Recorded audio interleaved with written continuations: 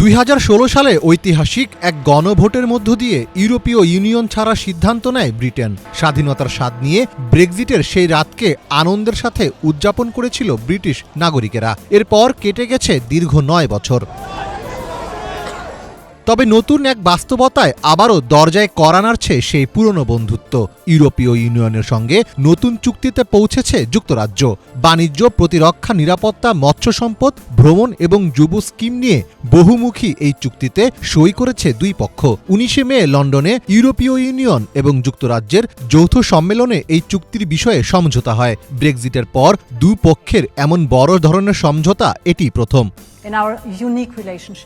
নতুন এই চুক্তির ফলে ব্রিটিশ খাদ্য ও কৃষিপণ্যের ইইউতে প্রবেশ সহজ হবে এবং সীমান্তে কাগজপত্র ও চেকিং কমবে। ফলে ছোট ব্যবসায়ীদের জন্য রপ্তানি সহজ হবে এবং খাদ্যের দাম কমবে। এছাড়া ব্রিটেন ও ইইউ এর মধ্যে ভ্রমণ ও পণ্যের চলাচল সহজ করতে ই-গেট সুবিধাসহ নতুন ব্যবস্থা নিয়েও আলোচনা চলছে। ইইউ ও ব্রিটিশ জেলেরা পরবর্তী 12 বছর একে অপরের জলসীমায় মাছ ধরার সুযোগ পাবে, যা ইইউর জন্য বড় সুবিধা। নতুন প্রতিরক্ষা চুক্তির আওতায় সামরিক চলাচল, শান্তিরক্ষা ও হাইব্রিড হুমকি মোকাবেলায় সহযোগিতা বাড়বে।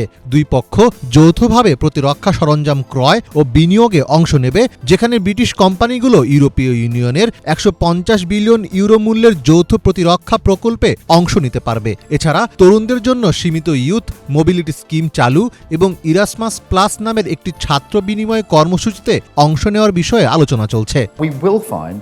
Constructive ways to work together and deliver for the British people. British প্রধানমন্ত্রী কিয়ার স্টারমার এবং ইউরোপীয় নেতারা একে নতুন যুগের সূচনা হিসেবে আখ্যা দিয়েছেন। যদিও ইইউর সঙ্গে যুক্তরাজ্যের এই ঘনিষ্ঠ সম্পর্ককে দেশটির কিছু প্রভাবশালী রাজনীতিবিদ স্টারমারের বিশ্বাসঘাতকতা হিসাবে দেখছেন। তবে বিশেষজ্ঞরা মনে করছেন মার্কিন প্রেসিডেন্ট হিসাবে ডোনাল্ড ট্রাম্প ক্ষমতায় আসার পর থেকেই বিশ্বযুদ্ধ পরবর্তী আন্তর্জাতিক ব্যবস্থাকে চ্যালেঞ্জ করছেন। ফলে বৈশ্বিক শক্তিগুলো তথাকথিত শত্রু মিত্র সম্পর্কের বাইরে এসে বাণিজ্য ও নিরাপত্তা নিয়ে নতুনভাবে সবকিছু বিবেচনা করতে শুরু করেছে। The bigger question here is whether we're looking at a generational shift in America. আমরা আমেরিকার এক প্রজন্মগত পরিবর্তনের মুখে দাঁড়িয়ে আছি। অর্থাৎ ট্রাম্প প্রশাসনের পর অন্য কোনো প্রেসিডেন্ট এলেও যুক্তরাষ্ট্র হয়তো ইউরোপের নিরাপত্তায় আগের মতো আগ্রহ দেখাবে না। তারা এখন সেনা মোতায়েন এবং অর্থ ব্যয় করার ক্ষেত্রে ইউরোপের চেয়ে ইন্দো প্যাসিফিক অঞ্চলের দিকে বেশি মনোযোগ দেবে, আর এর জবাবে ইউরোপীয়দেরও ব্যবস্থা নিতে হবে। দুই পক্ষের এই ঘনিষ্ঠতাকে স্বাগত জানাচ্ছেন ব্রিটিশ নাগরিকেরা। ইউরোপীয় ইউনিয়ন থেকে বের হওয়ার সিদ্ধান্ত নিয়েও এখন আফসোস করছেন তাদের অনেকে। বলছেন ব্রেক্সিটের ফলে তারা আসলে বিশেষ কোনো সুবিধাই পাননি।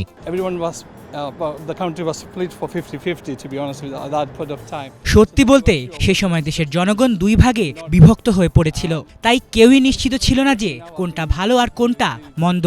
কিন্তু এখনকার পরিস্থিতি বিবেচনা করে আমার মনে হয় ব্রেক্সিটের আগের সময়টা ব্রিটেনের জন্য ভালো ছিল। আমি সত্যিই চাই যেন আমরা আবার ইউরোপীয় ইউনিয়নে ফিরে যেতে পারি, তাদের সাথে থাকতে পারি এবং একটি চমৎকার সম্পর্ক বজায় রাখতে পারি। আমরা আবার উন্মুক্ত সীমান্তে ঘুরে বেড়াতে চাই। How people move around, share the jobs, share the wealth, ইইউতে যোগদানের বিষয়ে যুক্তরাজ্যের কোনো আনুষ্ঠানিক পরিকল্পনা নেই। তবে জনমতের দিক থেকে ব্রিটেনের জনগণের মধ্যে ইইউ এর প্রতি মনোভাব অনেক পরিবর্তিত হয়েছে। সাম্প্রতিক জরিপে দেখা গেছে বেশিরভাগ ব্রিটিশ নাগরিক এখন ইইউতে থাকার পক্ষে, যা 2016 সালে ব্রেক্সিট গণভোটের ফলাফল থেকে ভিন্ন। ফলে বিশেষজ্ঞরা বলছেন ভবিষ্যতে যদি আবার গণভোট হয় তাহলে ইইউতে থাকার পক্ষেই বেশি ভোট পড়ার সম্ভাবনা রয়েছে। মীর ফজলে রাব্বি, বাংলা ভিশন।